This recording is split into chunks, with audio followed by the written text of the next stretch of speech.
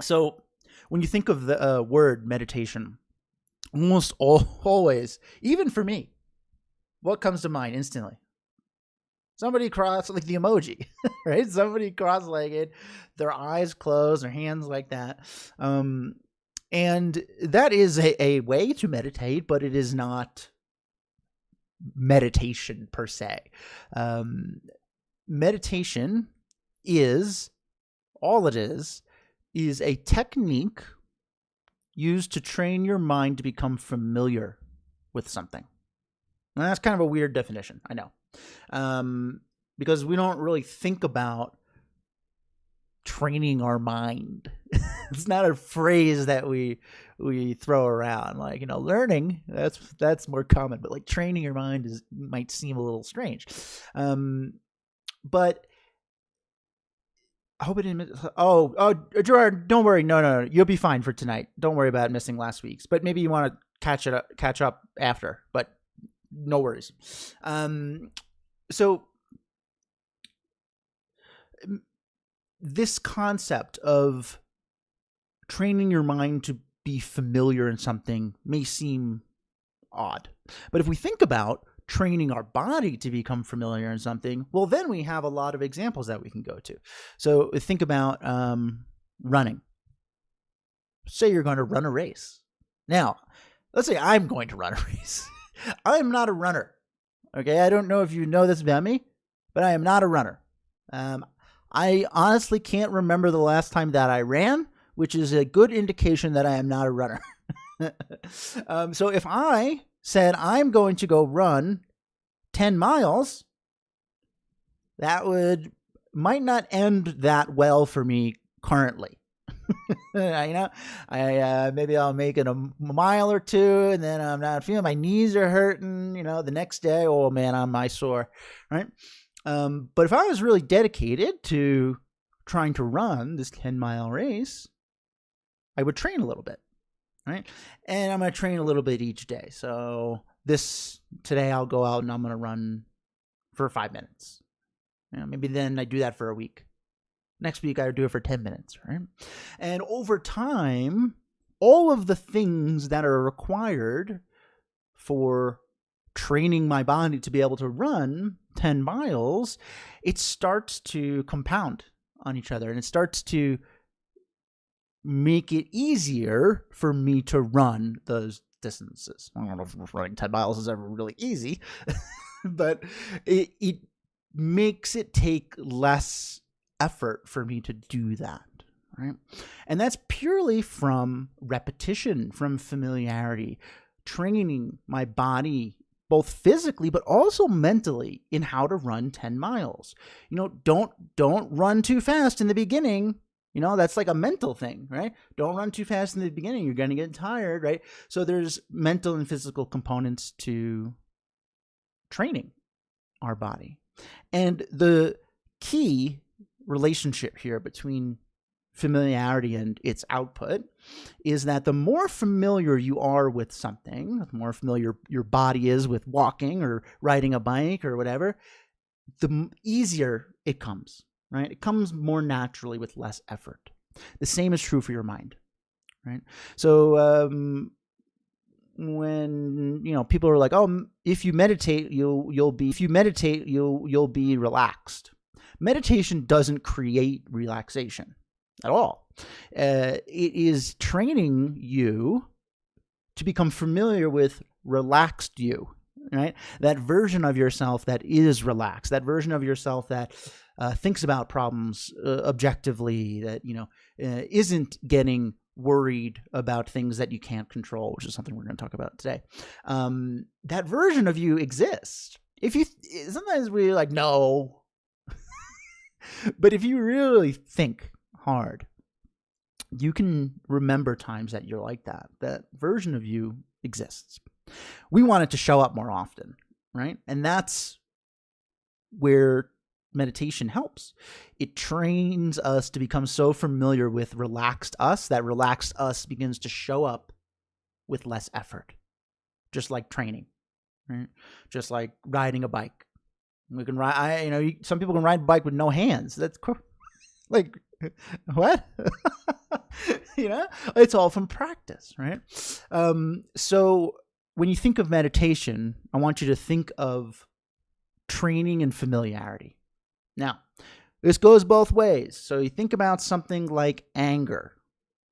Do you have to try to get angry? No, right? Like somebody says something to us and we're annoyed, maybe not always that instantaneous, but we don't have to be like, hey, hold on a second. I'm going to process what you said and then get angry about it, right? It just happens. Get annoyed. But patience, we got to take some time sometimes to put some effort into being patient, right? It doesn't seem to pop up as quickly. Patient self as annoyed self. And that is because we've let our mind become pretty familiar with getting annoyed, right? It knows what to do. When we enter a situation where it would annoy us, our mind says, I got it from here. I know exactly what to do. I'm going to get annoyed. You sit back and just watch. So meditation lets us begin to choose. It gives us choice over what we want our mind to be familiar with. Do you want your mind to be more familiar with patience than it is getting frustrated? Do you want your mind to be more familiar with being calm and relaxed as opposed to being anxious, worried, right? Choice. Meditation is about choice over our thoughts, regaining control over what we are able to control, and that is our mind, right? Okay, cool. How do we do that? So when we start meditating, the first thing that we learn usually is breathing meditation. And what's going on with breathing meditation is we are practicing something called single-pointed concentration. That is a fancy way of saying you are focusing on one thing. Now, we are very familiar with multitasking. We multitask all day long. I just multitasked before when I picked up my drink and drank it while I was while I was doing other things. Even when we're not like purposefully multitasking, our mind is jumping from thing to thing. Focusing on something single pointedly, we don't do that often. Our mind has not had a lot of training in that. And so when we start to do that with meditation, there's often some resistance. Our mind's like, wait a minute. I thought I'm supposed to think about a lot of things. And we're like, no. And our mind's like, wait, it doesn't make any sense. My whole life, you've had me think about a lot of things, and now you want me to do one thing. So we have to train our mind to kind of be okay with doing that. And a good example of what single-pointed concentration can do in terms of kind of relaxing us is if you think about really diligently working on a project maybe at work, lose track of time. Has that ever happened? Right? You forget to eat, or there's all these noises in your house or office that it just kind of fade away. There's no room for them in your mind because your mind is so single-pointedly focused on one thing. So you already have some experience doing this, maybe unintentionally. We're going to start to hone our ability to do this intentionally, right? And we're going to use our breath as our focal point. You do not need to use your breath to meditate. It is not a requirement. You can meditate on anything. You can meditate on walking, brushing your teeth, whatever. But we are going to use our breath because it's a great training to show you that you don't need specific things in order to meditate. You can do this with your breath, just sitting in whatever chair you're in or whatnot. You don't need to retreat, leave society behind and spend a year in seclusion, or, live in a beautiful scenic area. Like you don't, or have perfect quiet, you don't need those things to meditate. So we're going to start to teach ourselves that we can do this by just keeping it very simple using our breath. Sound good? Okay, so we're going to do a short breathing meditation right now, and that is important because you don't need to meditate a long time to see benefits, to see results. I wouldn't even recommend you meditate more than like 10 minutes tops if you're new.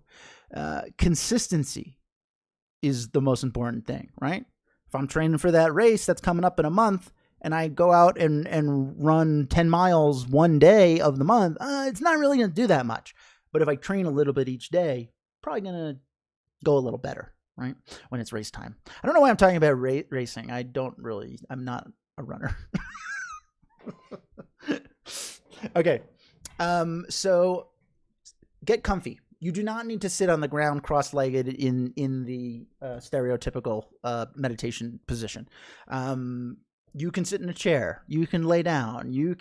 I guess you can stand up if you'd like. You can do whatever you want. Right? Just be relatively comfortable, and you can go ahead and close your eyes. And I'm going to guide us through about a 5-minute breathing meditation just to help us clear the clutter in our mind a little bit and relax for our discussion tonight. Okay.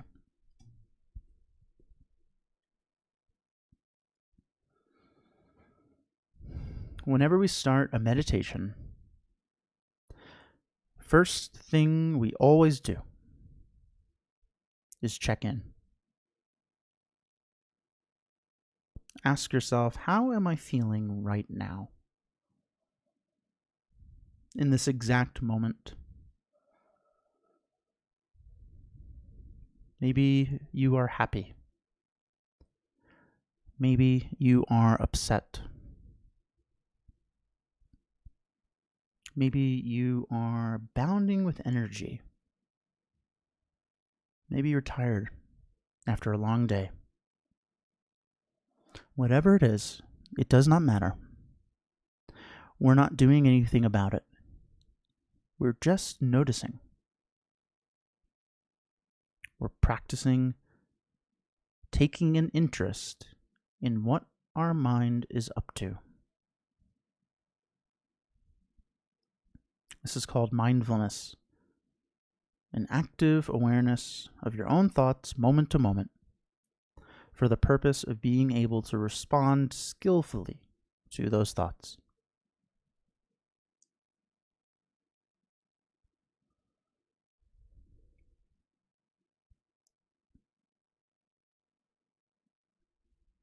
And having checked in, we are now going to make a choice together. We are going to choose to focus single-pointedly, exclusively on our breath. Breathing in and breathing out, gently and naturally.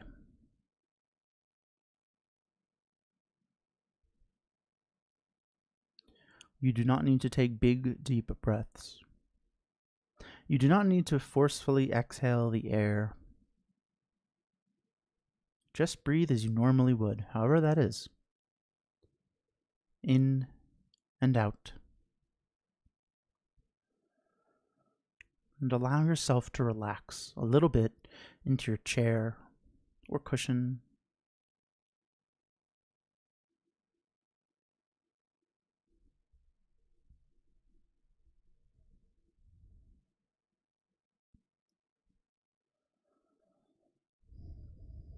At some point, you may notice that your attention is drifting a bit.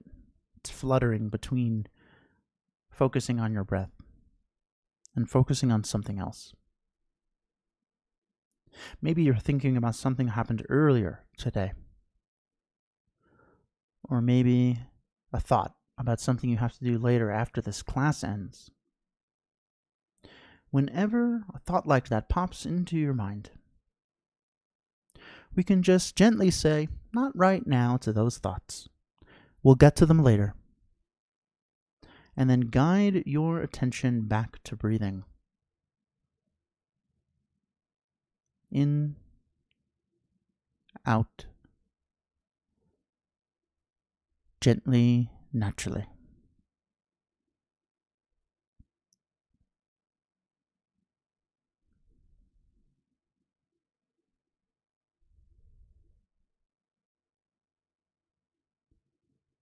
Single-pointedly focused on each moment of each breath. a moment-to-moment interest in breathing. See if you can follow the air as it makes its entire journey from the atmosphere into your nose as you inhale,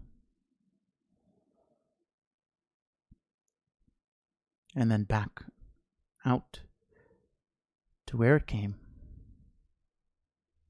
every time you exhale.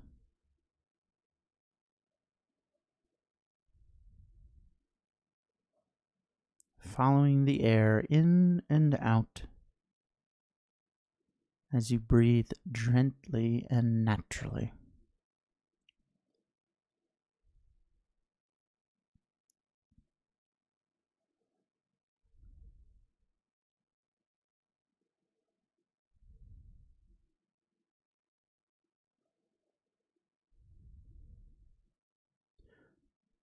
And keep bringing your attention back to your breath whenever you notice it's drifted a bit.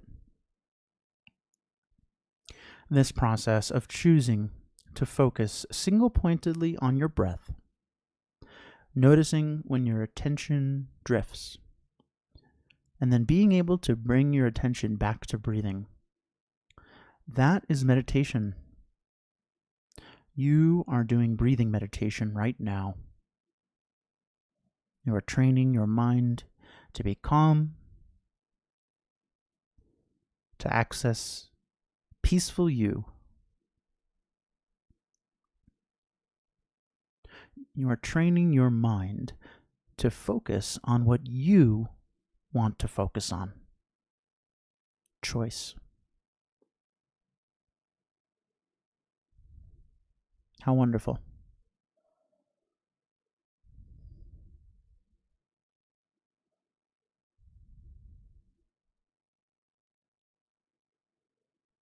So just for the next few moments, continue to breathe in and out gently, naturally, and just enjoy sitting here with your breath.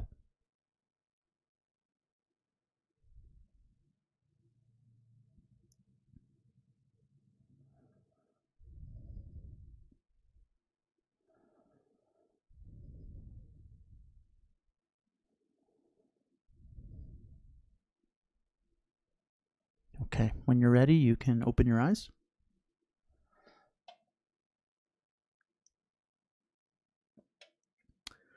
Hello. Welcome back. How'd that go? So that was a pretty traditional breathing meditation. And there's really three components here, right? There's 3 steps. 1, we're making a choice. We're telling ourselves, we're intentionally making a choice. I'm going to focus single-pointedly on my breath. There you go. Step 1 complete. Then, when we're doing that, we're just noticing if we ever get distracted. And you're going to get distracted. And then when we notice that, we're not judging ourselves. We're not saying, oh, I suck at this, right? We're just like, oh, I was thinking about what I have to make for dinner later, right? And then we'll say, not right now to those thoughts, which is really important because we're not dismissing them as, like, it's not, hey, get out of here, thoughts. These are not important. No, they might be important, but just not right now, right? We're in control about what we're thinking. And right now we're focusing on our breath, right? So we choose to focus on our breath, notice when our attention drifts, and we just bring our attention back. That's the process of training your mind in meditation, training your mind to focus on what you want it to focus on. And a byproduct of that is you become very familiar with the things that you're focusing on, right? Maybe you start to notice some things about your breath that you hadn't noticed before. The air, it feels cool when you breathe in and warmer when you breathe out. Some subtleties, right? So do not go into meditation with a goal of never getting distracted. Very often that's what we try to do. We're like, oh, I should never get distracted. I should, I should be able to focus on my breath and never anything else. No, that's not the purpose here. The purpose is not to never get distracted, but to start to notice earlier on when you do and being able to guide yourself back, right? That's it. Cool? Any questions on breathing meditation before we move on to our topic?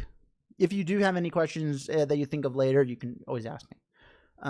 Eileen, a little late, but you're here. Welcome. You just missed a little bit of kind of getting situated, learning breathing meditation, right? Okay. So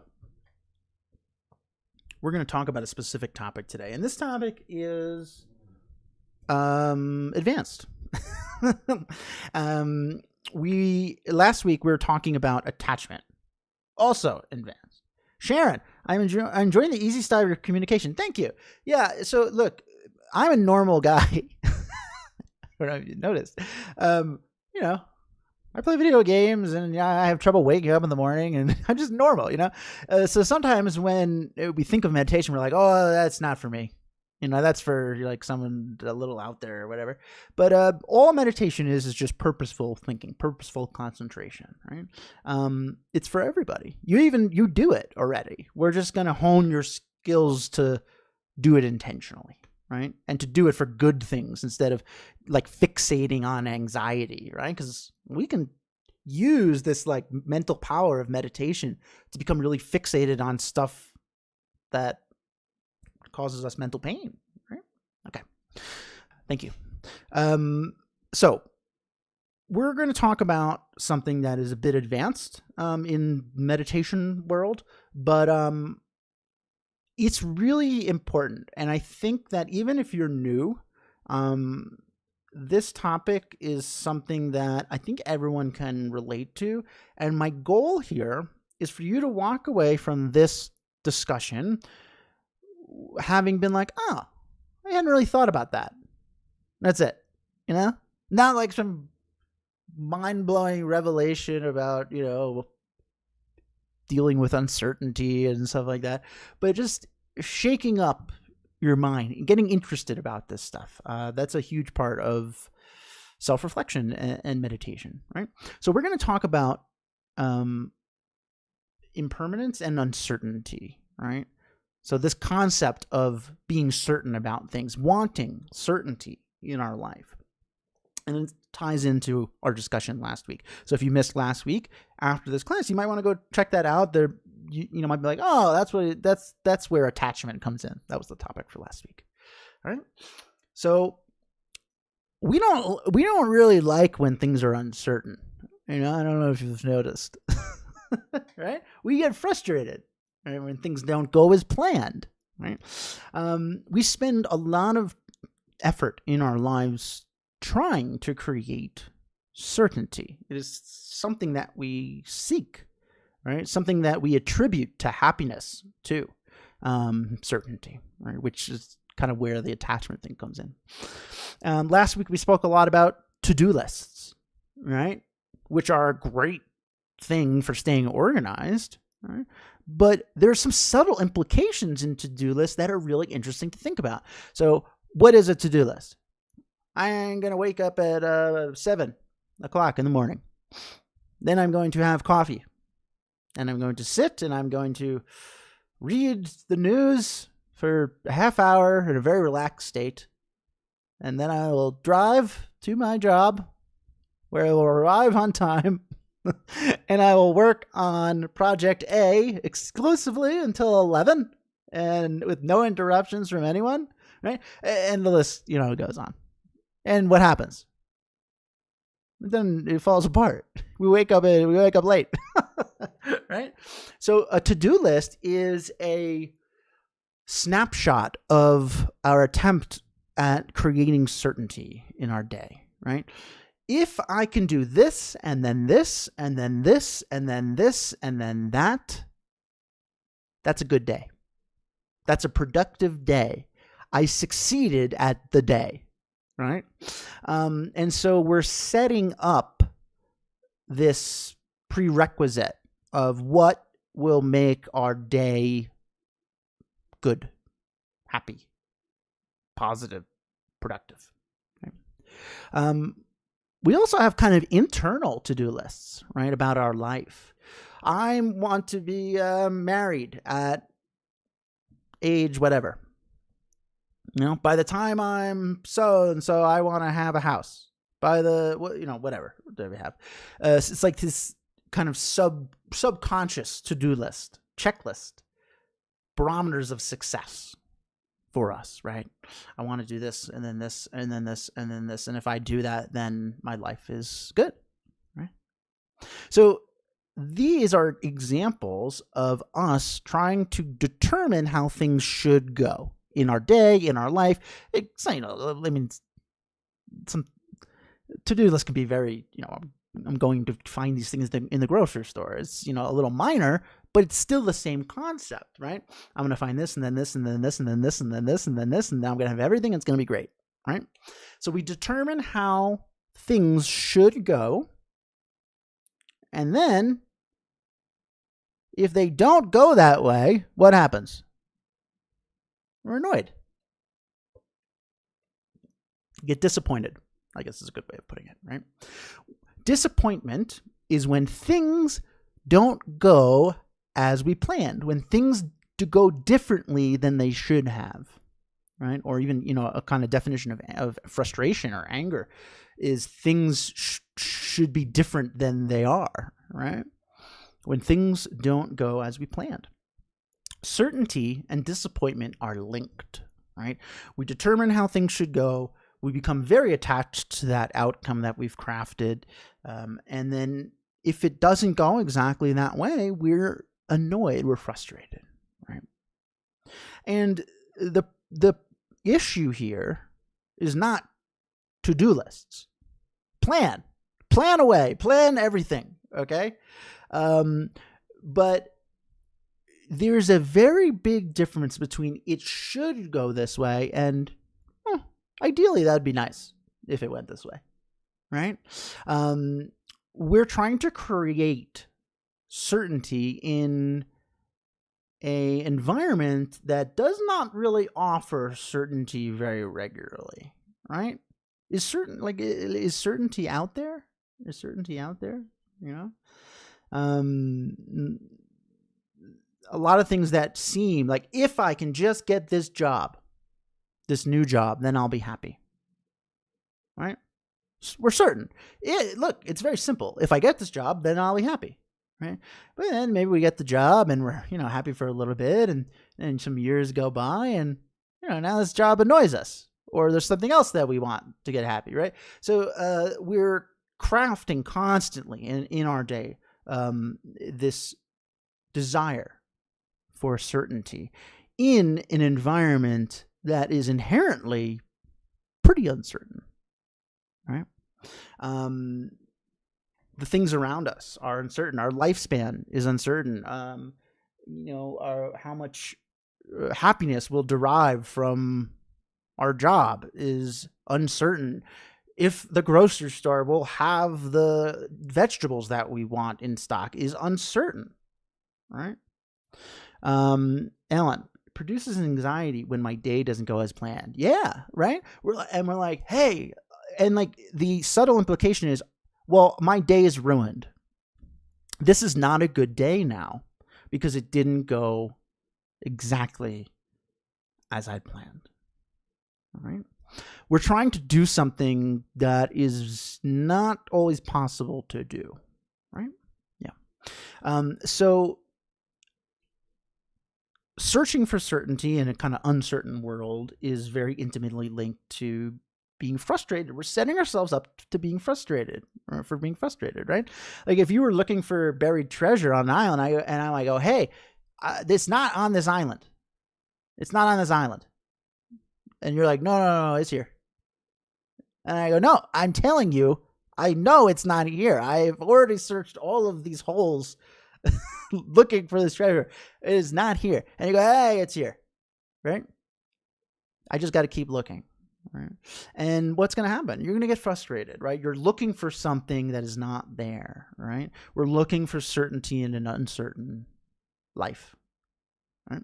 So understanding and accepting and embracing the uncertainty of life is extremely healthy and can lead to us having some really wonderful, really beautiful experiences about our experiences, because we know they are so special and finite. So it ties into impermanence. And last week we talked a lot about attachment. Attachment is when you believe I need this thing or person or situation or outcome in order to be happy, right? And we just talked about that. If I can get that job, then I'll be happy, right? So that's kind of like you're placing an attachment to happiness on this outcome, right? The kind of remedy for dealing with heavy attachment is thinking about understanding, accepting this concept of impermanence. Impermanence is, all it means is not permanent, right? It won't be forever. The way this thing is now is not how it will be later. I don't know how it will change. I don't know when it will change, but it won't always be this way. Now, we kind of realize this at an intellectual level for many things, right? Objects. Maybe we have an ice cream cone. We go and get a delicious ice cream cone. We know that ice cream is impermanent, right? If I wait here, it'll melt. If I eat it, it's gone. Maybe somebody knocks it out of my hand and it falls on the ground. It's very upsetting to think about, right? We don't know how it will change, but we know it will. So we kind of understand the impermanence of something like ice cream, right? But impermanence is a kind of like universal truth. Holds true for feelings. Anxiety. This is an interesting one, right? Like, so when we're really anxious, right? And I got into meditation for clinical depression and anxiety. When we're really anxious, we don't believe this feeling will ever go away. We feel that this is a permanent feeling, right? But if we think about it, we haven't always been anxious. We haven't always been that way. It does come and go.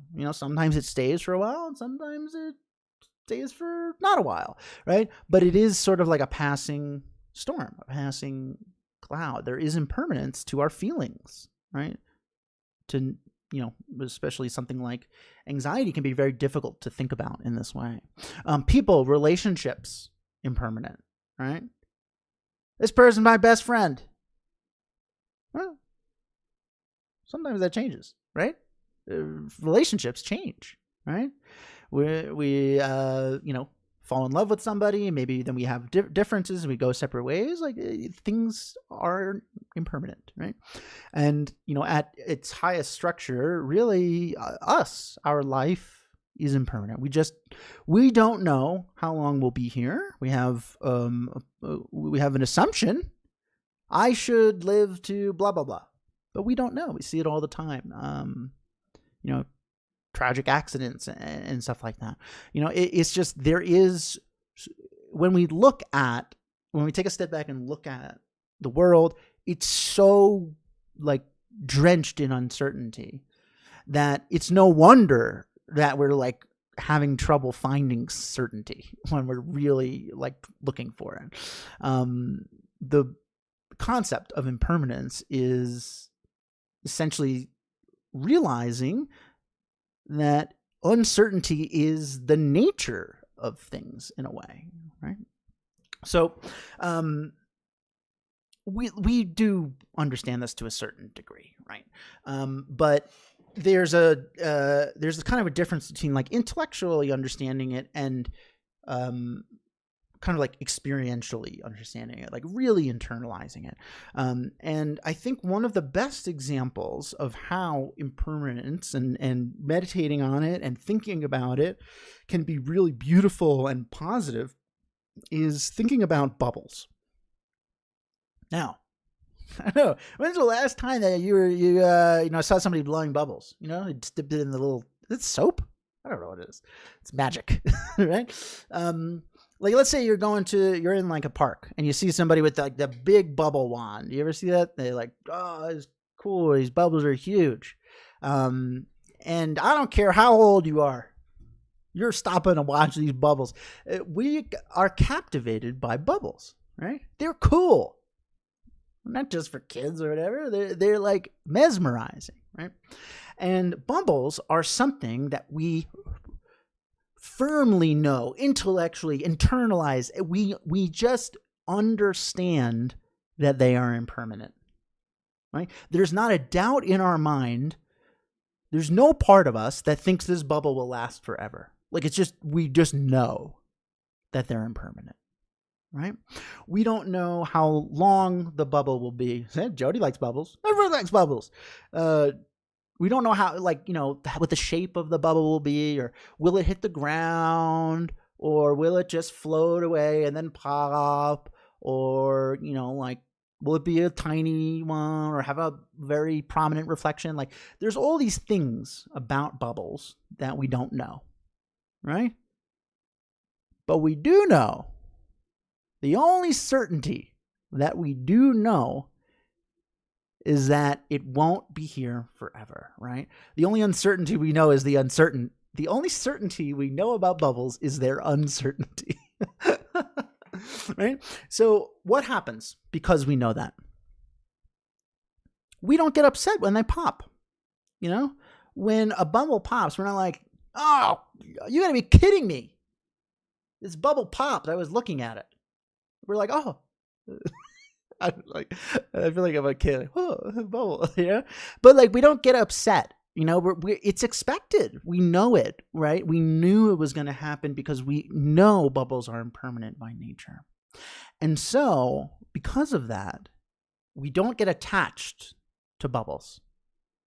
We have a non-attachment to bubbles.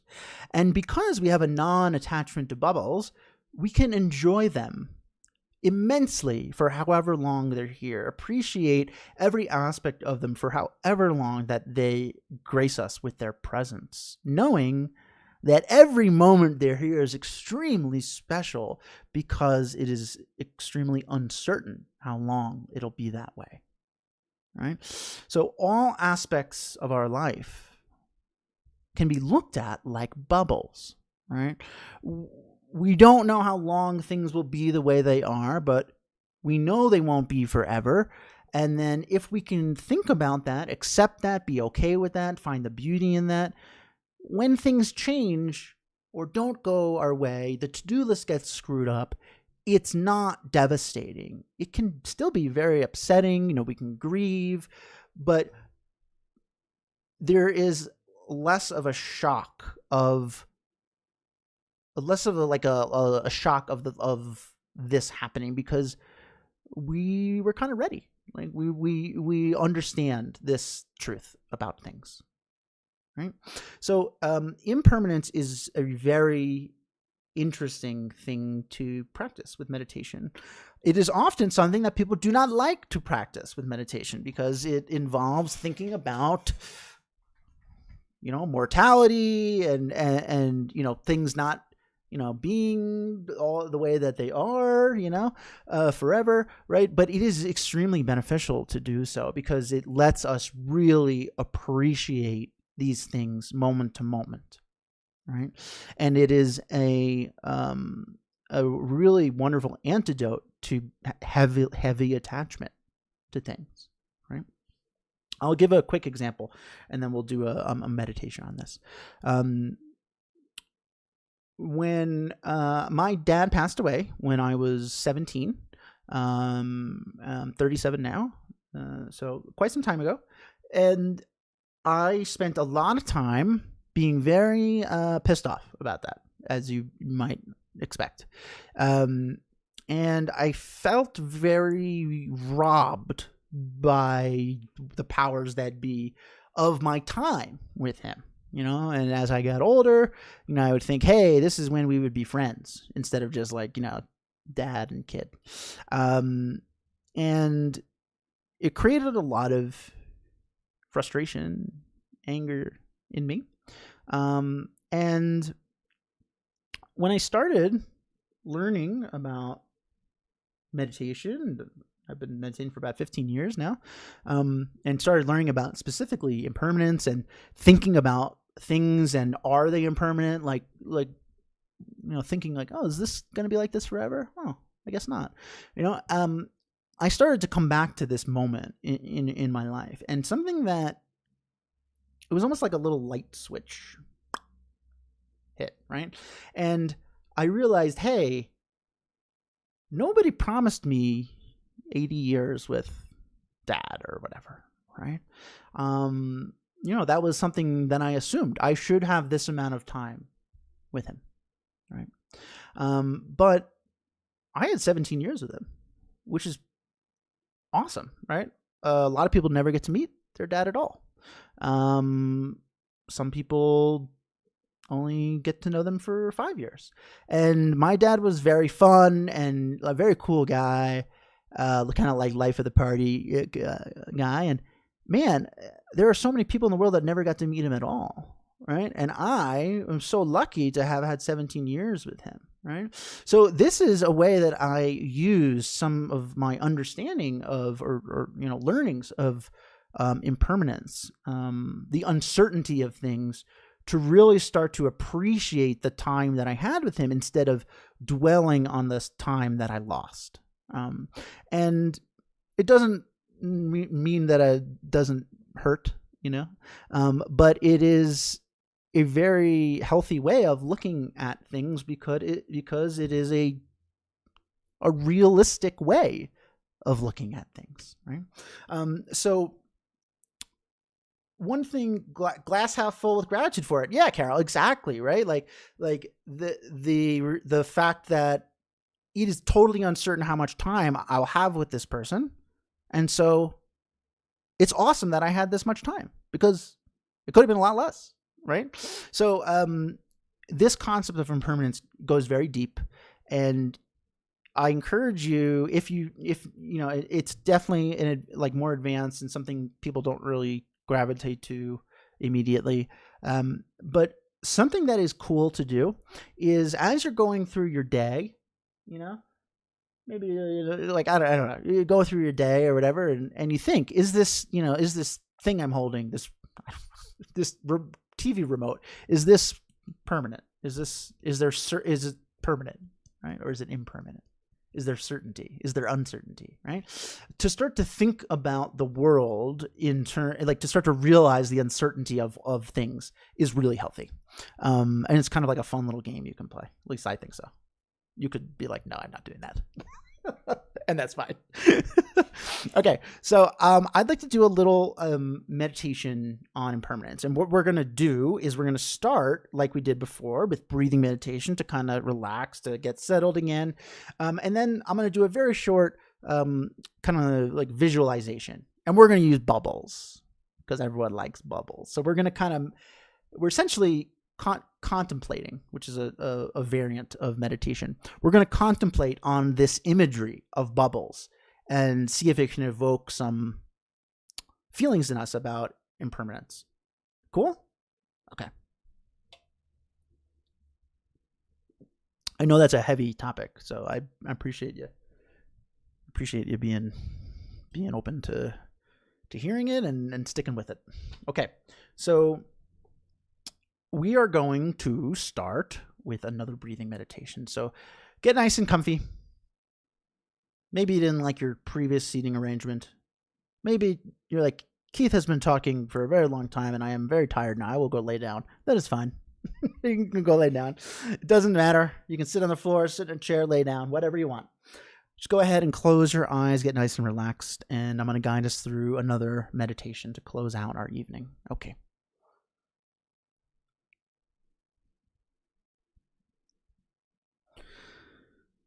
Let's just take a moment and check in. How are you feeling now? In this moment. We're not comparing it to before. We're not wishing to be feeling differently than we are. Just noticing. Taking an interest in what our mind is up to.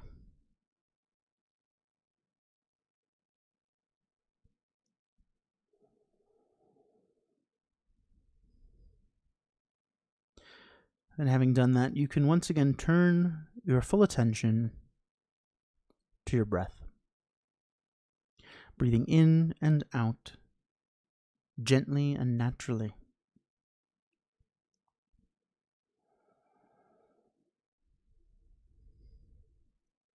Very smooth breathing, consistent cadence in and out as you begin to relax a little bit into your chair or cushion.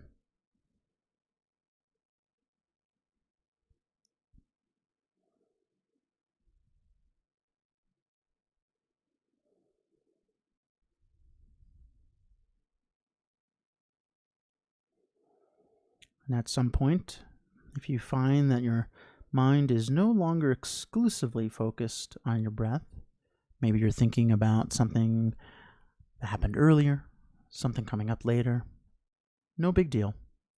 Whenever that happens, we can just say, not right now to those thoughts. We will get to them later. And then guide your attention back to breathing. In and out, gently and naturally.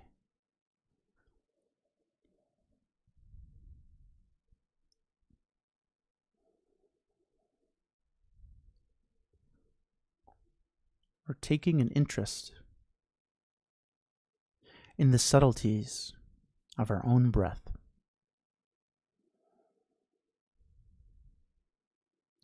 We can even loop in some of the teachings of impermanence. When we breathe in, you can follow the air as it moves from the atmosphere into your nose.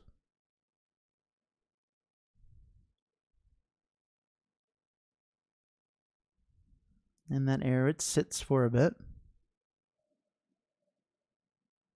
And then it exits back into the atmosphere. That specific group of air. Gone.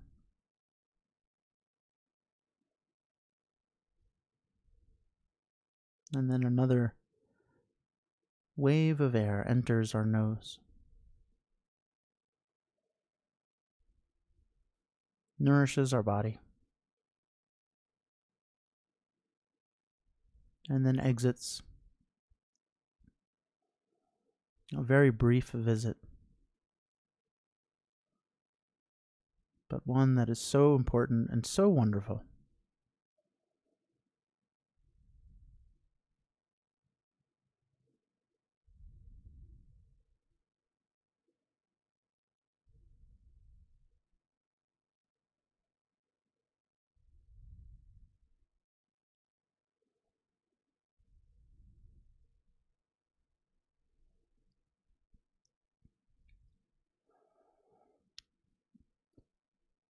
Today we talked a lot about uncertainty, our wish to find certainty, impermanence, a lot of very interesting topics. And so now, to close out our time together today, I'd like to just do a short visualization to maybe help solidify some of the things that we talked about. So you can just follow along with what I'm saying and enjoy it, relax. I'd like you to bring to mind this scene. You are in a park, sitting on a bench. It is a beautiful summer day.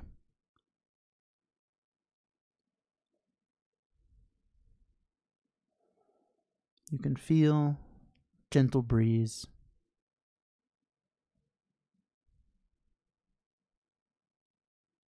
All the vegetation is lush and green. Just imagine it.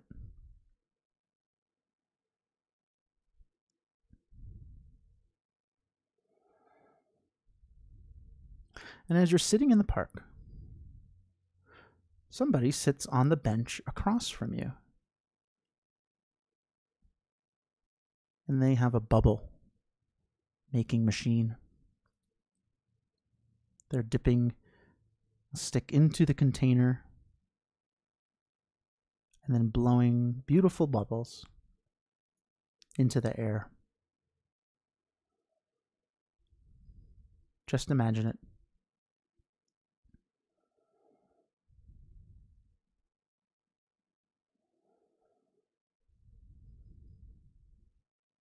There are no expectations when we're looking at these bubbles. There are no shoulds with bubbles.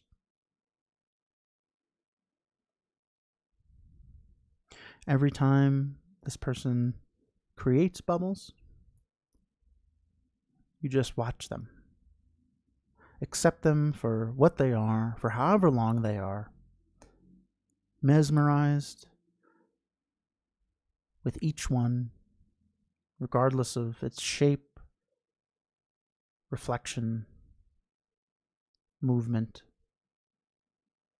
Every bubble interesting, every bubble unique.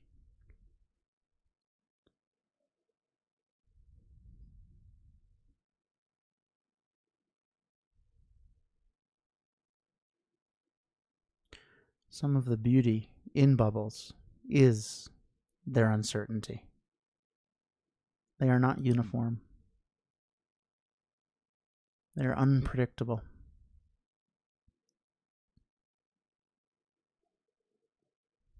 And so they're interesting. And as you're watching these bubbles float through the air effortlessly, they start to pop. A little bit. One by one.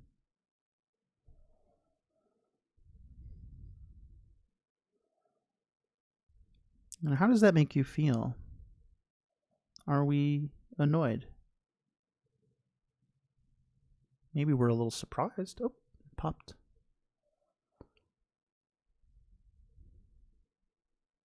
But there's an understanding with bubbles. We know deep down, there is no doubt in our mind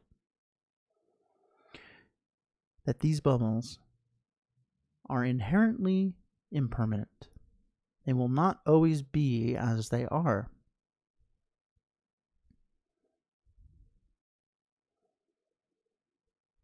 And so, because we do not know how long they will be, we savor every moment of the time that we have with them.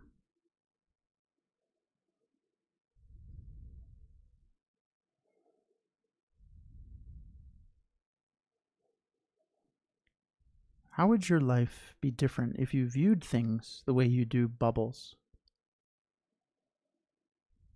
A deep understanding,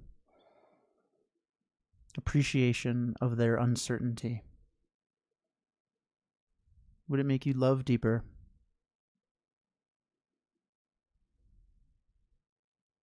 Have deeper gratitude?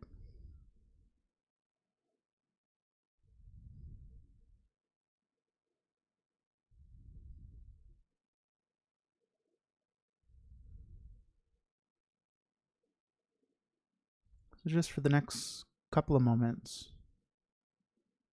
enjoy sitting here on the bench, watching the bubbles pass through the air.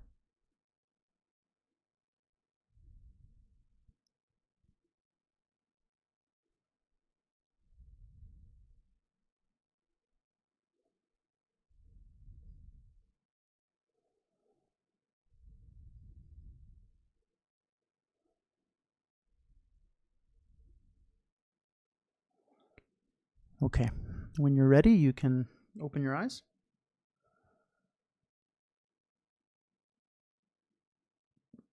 Bubbles. So that is what I would consider to be a kind of contemplation, right? We did some breathing meditation to relax, and then we were bringing an image to mind, and it is an image that we're creating with our imagination, and we are using that image to reinforce some of the things that we were talking about, right? And sometimes when we do this, right, after we relax our mind, we can have a really interesting like understanding of some of the things that we've talked about. That's kind of the beauty of using contemplation to think about things. So hopefully you found that to be enjoyable and relaxing. And again, my hope is that you're like, you know what, that's an interesting thing I hadn't really thought of for any of the things that we talked about, right? So if that happened, then great. That's exactly kind of what we're looking for, right? Cool. So that is the end of this week's class. If you had a good time, please come back. I do it every week unless I have some sort of event to go to. So come on back. Same time, same day, whatever. The same channel. And I saw a couple people subscribe to the YouTube channel during the live stream. Thank you for doing that. It means a lot to me, really, from the bottom of my heart. Thank you. If you have not subscribed and you wish to do so, that'd be awesome. All my previous classes are available on my YouTube channel. So maybe you're like, you know what? I'd love to learn how meditation can help me sleep better. I'm going to go look on the YouTube channel and find it and watch it. So that's available to you. Also, if you subscribe, you get notifications whenever I'm going live.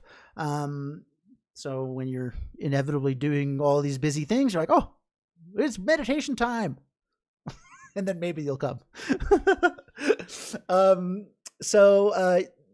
Did my housekeeping items. Oh, yeah. And if you're like, hey, this is really cool. I'm into this. I would love to, see where I can go learning about meditation. I teach one-on-one classes. I also do groups and work stuff. So maybe you want to bring it into work. But I do one-on-one classes, which are really wonderful for focusing on things that are pertinent to you. They're done over Zoom. And they're very laid back. I'm a very laid back person. We'll have some fun learning together. If that's interesting to you or sounds appealing, you can email me and we'll find a time that works for us to get together and talk about how you might want to proceed doing that. So I'm going to put my email in the chat right now. It is keith@meditationbreaks.com.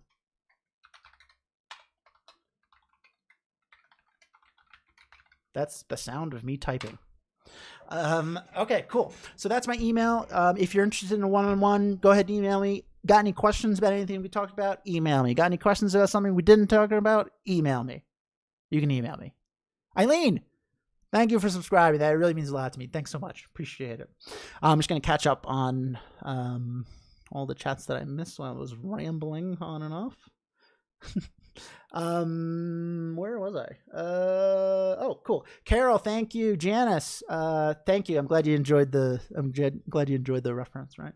Eileen, thank you. And I'm excited to hear you're going to come back. I hope you had a really good first experience. Lisa, Patricia, Nicole, Andre, thank you. Andre's going to be dreaming about bubbles. Hey, that sounds lovely.